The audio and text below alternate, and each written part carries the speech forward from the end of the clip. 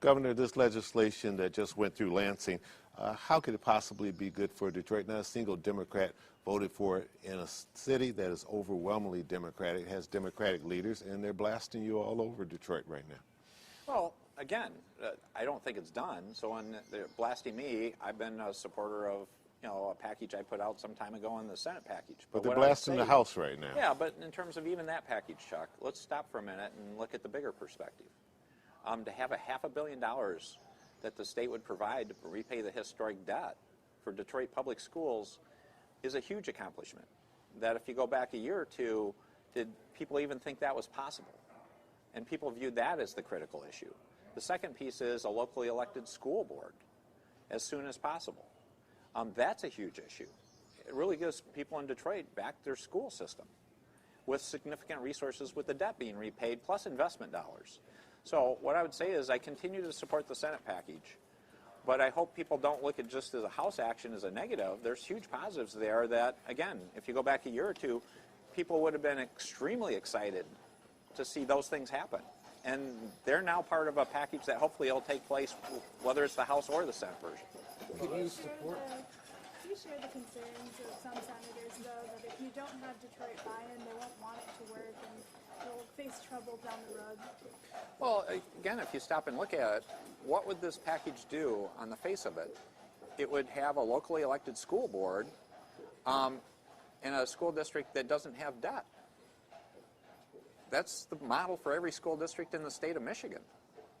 So people should feel in control. In fact, what I hope happens is we really do need to get a package done. And I'm not going to, again, people can speculate on what that package is, but the key issue, this is just one milestone. This package gets done.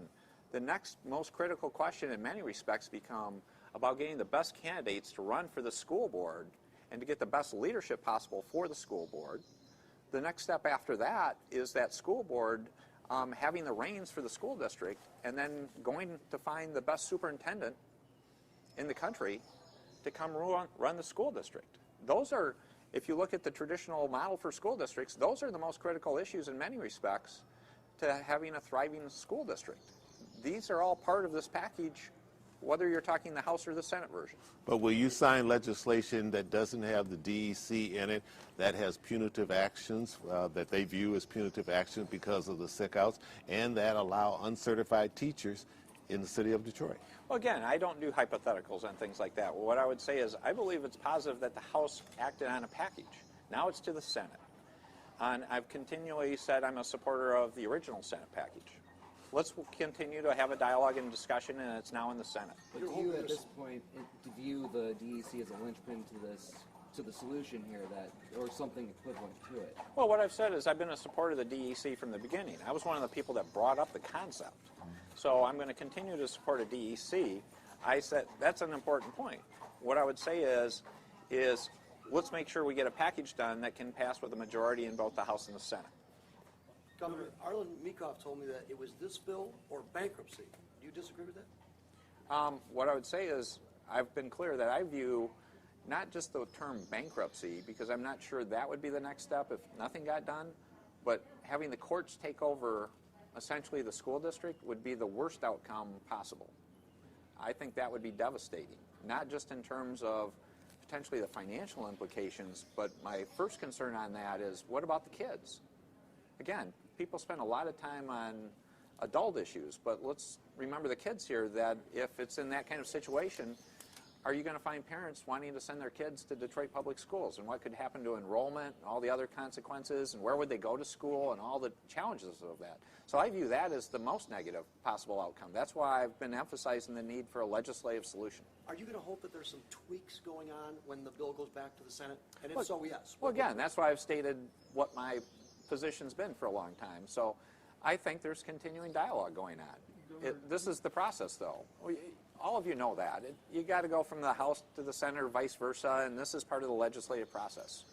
The good part is the process is moving forward. Let's continue to see the process move forward, and let's get an outcome that's legislative that is going to help take care of these kids. Thank you, Governor. You think you could get the DEC at a later date, lame duck, maybe the next legislature?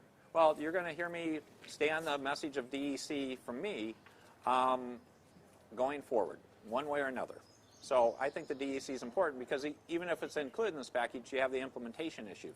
Theoretically, again, I don't want to cause speculation that I'm just going to sign something if it doesn't. I still believe in the DEC. But you're willing to live without it at this junction to get the financial issues. Well, that's what you just said. I didn't say that. So I'm continuing to support the bipartisan Senate package. What I would say, though, is I don't think people should spend all their time making the DEC the key piece of this whole package. The key pieces, in my view, to begin with, are paying the historic debt back, having huge dollars to invest. These are big numbers. Whether it be $150 million or $200 million, I don't think you can argue that's a significant investment. Having a locally elected school board and having at least a model that's, as favorable as any school district in the state of Michigan is something people should be happy with. Okay. And then can we make it even better through a DEC or other vehicles? I'm going to continue to advocate for that. But Governor, the power of your position is not to be underestimated. And if you use that bully pulpit sometime to send a message that without this, or this, it's a deal breaker, then sometimes that helps negotiations. That's theoretically possible. What I would say is you have to be very careful because, again, look at the negative consequences as if nothing got done. The legislative branch is a separate branch of government. Our system's set up, so I don't tell people what to do. I'm proud of my role, and I'm proud of a good relationship with the legislature over the last few years. But you don't take that for granted either. I think, to your point and to Chad's question a minute ago, is it more important timing-wise, immediately pressing to get a package through that has the financial component, and that the DEC is something that from an accountability standpoint is important, but could come later, given, just the order of priority? Well, again, people are talking about that, and again, if you looked at that, that's something that would be workable in the sense of dealing with the financial issues and getting a locally elected board. Governor, can you speak to the fact that you asked this coalition to put together this plan 18 months ago. They spent all winter last year. This financial rescue is 3 times what the legislature committed in the grand bargain. Can you talk about that just a little bit more? Well, that's part of the point I'm trying to make is this is something that's very large in terms of, as you said, compared to the grand bargain. We're talking $500 million of historic debt being addressed. We're talking an investment of $150 to $200 million. Those are huge things that the entire state would be investing to help show they believe in Detroit and believe in the kids of Detroit. The whole concept of getting a locally elected school board. And then I appreciate the coalition's work. They worked hard. I used a lot of their pieces for my recommendations because I did appreciate their hard work. And I do appreciate their hard work. And they have a lot of good ideas. So let's continue working forward to do right by the kids. And I view this as just part of the process. I'm sorry, go ahead. With the Mackinac Policy Conference's to-do list, and point number 4 being robust infrastructure. Yes, water, yes, roads, yes, power. But will internet, digital divide, and cybersecurity be considered in that mix of infrastructure? Yes. I think the broadband question is particularly important. I view that as one of the economic engines of the future. Because if you really stop and look at it, not just in our urban areas, but I think it's even a bigger opportunity for many of our rural and outlying parts of Michigan. That allows you to be in the global economy regardless of where you are. And I think that's tremendously exciting because we have a lot of wonderful smaller communities and quality of life places. I mean, just think about the ability to say you want to go live on a shoreline of one of the Great Lakes. You want to live on one of our inland lakes or rivers. Now that opens that up because you can make your livelihood potentially if you have that connectivity. I think that's a great opportunity for all of us. And cybersecurity, obviously I've been a huge advocate for being responsible on cybersecurity. As you know, I'm a huge advocate of information technology, all these opportunities.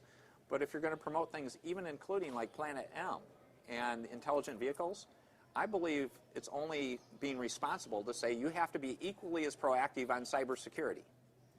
And the proud part I can tell you is I believe Michigan is the leader in the country with respect to states in terms of not just state government, but in terms of getting people together within the state to be proactive on cybersecurity. Governor, one of the criticisms of the bill that came out of the House last night is that there's the ability to close down poor performing schools, but there's a clause that says if a charter school is reconstituting, being changed over in management and such, that they would be exempt from that closure. The Democrats think this is a loophole to keep the charter schools operators happy. Yeah, I would actually have to look at the specifics of the bills. I haven't had the opportunity to go through them in detail. As you know, I've been up here. Yeah. And that's something we'll be making a review, and I'm sure the Senate, and there'll be a lot of discussions on issues. What I would say on the general topic is I want to actually say thanks to some of the universities that are charter authorizers. They've in the past talked about they may be interested in creating accreditation standards in terms of the association themselves, to be proactive to say, can they create standards on how to address some of the concerns about charter operators, and that they want to be proactive on that. I'd love to partner with them on looking at issues on standards. Governor, we have time for one more question.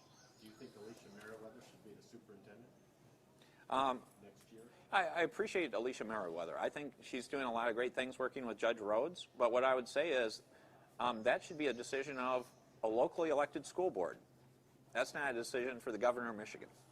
And again, I view that as one of the things that I would hope the people of Detroit, when they look at all the discussion on this, is that's sort of being taken as something that's an important part of any of the packages being discussed, is getting a local school board back in place.